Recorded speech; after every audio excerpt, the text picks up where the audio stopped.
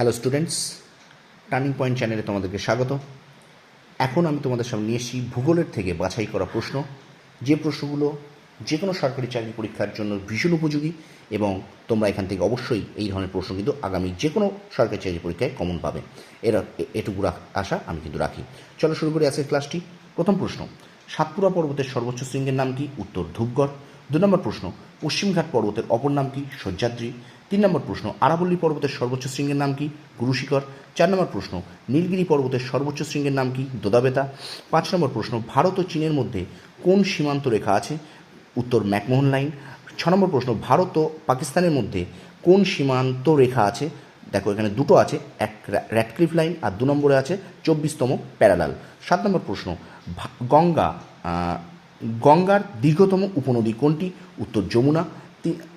8 নম্বর প্রশ্ন, কাকে বাংলার দুঃখ বলা হয়? উত্তর দামোদর। 9 নম্বর প্রশ্ন, দামোদর নদীকে।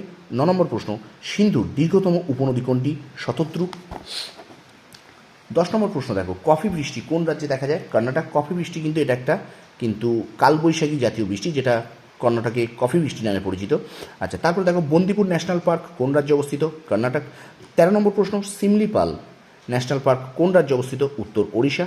14 নম্বর প্রশ্ন, কোন ন্যাশনাল পার্ক টপ স্লিপ নামে পরিচিত?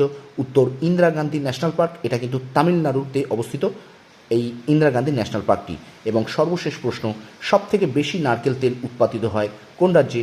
উত্তর হয়ে যাবে কেরালা রাজ্যে। স্টুডেন্টস, এই ছিল 15টি প্রশ্ন। এই 15টি প্রশ্ন খুব ভালো করে তোমরা দেখো, তোমরা আস্তে আস্তে ধীরে ধীরে তোমাদের খাতায় নোট ডাউন করে নাও। আমি বারবার বলছি, এই প্রশ্নগুলো কিন্তু পরীক্ষায় যে কোনো সরকারি চাকরি পরীক্ষার জন্য খুব খুব উপযোগী হয়ে উঠবে, এই আশা আমি কিন্তু রাখি। তোমরা সফল হও, তোমাদের সাফল্য কামনা করি। ধন্যবাদ।